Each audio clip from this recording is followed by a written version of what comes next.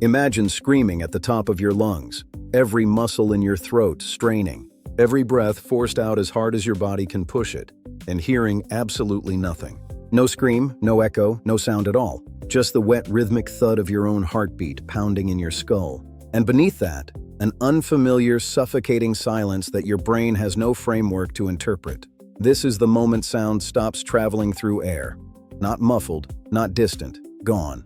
And what happens to the human body in the seconds, minutes, and hours that follow is far stranger and far more violent than simple silence. To understand why this is catastrophic rather than merely quiet, you have to understand what sound actually is at the physical level. Sound is not some abstract sensory experience floating independently in the world. Sound is a pressure wave, a mechanical disturbance moving through a medium, compressing and decompressing molecules of air in a chain reaction that travels outward from its source, until it reaches your eardrum and sets off a cascade of biological signal processing. Sound requires air to behave in a very specific way. Molecules bumping into neighboring molecules, village lifestyle, transmitting kinetic energy outward in waves. If air suddenly lost the ability to carry that pressure wave, it would not become quiet air. It would become acoustically inert air, a medium that still exists, still has mass, still lets you breathe, but has been stripped of the one property that allows mechanical energy to propagate through it as sound. The first thing that happens, in the instant this shift occurs, is almost too strange for the brain to process. You open your mouth to speak, and your vocal cords still vibrate exactly as they always have, because vocal cord vibration is a mechanical, muscular action entirely independent of whether the surrounding air can carry that vibration anywhere. The vibration happens, the energy is generated, but with nowhere for that vibrational energy to propagate as a pressure wave, it has only one place left to go. It converts directly into heat. Your vocal cords, the same delicate folds of tissue that have spent your entire life shaping breath into language, into laughter, into every sound you have ever made, suddenly become nothing more than friction generators. Speak for too long in this new world, and you are not communicating. You are quietly cooking the tissue in your own throat. This single fact reframes the entire premise. We think of silence as an absence, the gentle removal of something. But this is not an absence. This is a redirection of energy that the human body was never built to handle. Every vocalization becomes a small, useless act of self-heating. Every cough, every shout, every sob converts directly into thermal energy and soft tissue that has no mechanism for dissipating it efficiently. A single scream might feel like nothing more than a strained throat. Sustained vocal effort, the kind a panicking, confused population would instinctively produce in the first hour of total silence, becomes a genuine, if minor, source of tissue damage compounding across millions of throats simultaneously. But the vocal cords are only the beginning, and arguably not even the most dangerous part of what is about to happen to the human body. The far more violent collapse is happening deeper inside your skull, in a structure most people never think about until it fails.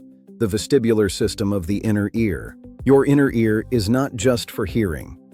This is the detail almost everyone misses about this scenario, and it is the detail that turns silence into a genuine medical emergency. Nestled beside your cochlea, the spiral structure that converts sound waves into electrical signals your brain interprets as hearing, sits the vestibular apparatus, a set of fluid-filled canals responsible for something completely different and far more fundamental to basic survival. Balance, spatial orientation, your brain's constant automatic understanding of which way is up. The vestibular system works by sensing the movement of fluid within these canals as you move your head, translating that fluid motion into signals about rotation, acceleration, and orientation.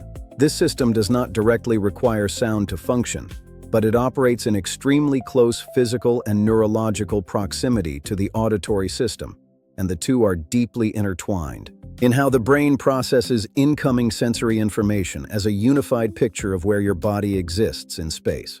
The brain has spent your entire life calibrating spatial awareness, using auditory cues as a constant, low-level input, the subtle directional information embedded in ambient sound, the way echo and reverberation inform your sense of enclosed versus open space, the way footsteps and breathing and the hum of a room all contribute, almost entirely unconsciously, to your brain's three-dimensional model of your surroundings. Strip that input away instantly and completely, And the brain does not simply lose a data source.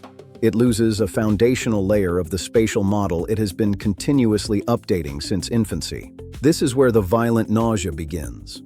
The vestibular system, deprived of its usual auditory context and forced to reconcile a sudden jarring absence of expected ambient sound, with the visual and physical information still arriving normally, begins generating conflicting signals.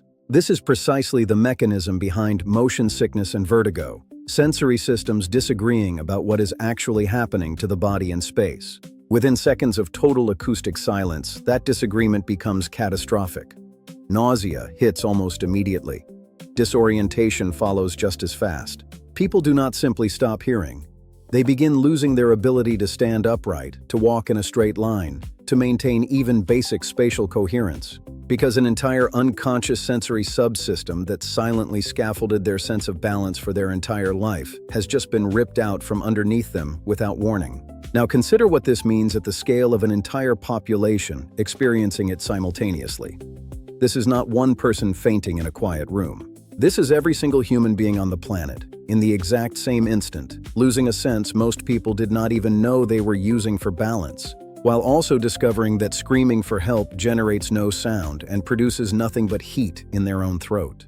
The combination is genuinely a perfect storm for mass panic. Disorientation severe enough to cause people to collapse, combined with the complete inability to vocally signal distress to anyone nearby, combined with the visceral, primal terror of a world that has gone instantly and totally silent in a way the human nervous system has zero evolutionary precedent for. There is a secondary layer of danger that compounds within the first hour, and it has nothing to do with the body directly. It has to do with everything the body depends on that itself depends on sound. Every warning system built around acoustic signaling instantly fails. Car horns, smoke alarms, sirens. The sound of a vehicle approaching from behind that your peripheral hearing has always alerted you to before your eyes caught up. An entire invisible safety net built into the infrastructure of modern life and reinforced by millions of years of evolutionary reliance on ambient auditory awareness simply stops functioning. People walking near roads, already disoriented from vestibular collapse, lose the auditory early warning system that would normally give them a critical half-second of reaction time. Before a vehicle they cannot hear and may not clearly see in their peripheral vision reaches them. This is what makes the scenario compound rather than simply settle into a new, quiet equilibrium. It is not one failure. It is 4 or 5 simultaneous failures, each one independently disorienting, each one removing a layer of safety the human body has unconsciously relied on for its entire evolutionary history, all triggering at the exact same instant across the entire global population, with no warning and no transition period to adapt. In the hours that follow, assuming the condition persists, the body would begin a kind of forced recalibration. The vestibular system, while disrupted, is not entirely dependent on auditory input. It can, over time, lean more heavily on visual and proprioceptive cues to partially reconstruct a usable sense of balance. The same way people with profound hearing loss eventually develop heightened reliance on other sensory channels. But that recalibration takes time. The body does not get in the critical first minutes, and it offers no solution at all to the vocal cord problem, because there is simply no biological workaround for the fact that vibrational energy with nowhere to propagate has to become heat somewhere. What this thought experiment ultimately reveals is something most people never consciously register about their own bodies. Hearing is not an isolated sense, neatly contained and separable from everything else. It is woven so deeply into balance, into spatial awareness, into your fundamental, automatic understanding of where your body exists relative to the world around you, that removing it does not create silence. It creates collapse. A sudden violent unraveling of systems you never knew were borrowing structural support from each other, until the exact moment that support is gone, and you are left standing in a world that makes no sound at all, unable to even scream about it without quietly burning the inside of your own throat.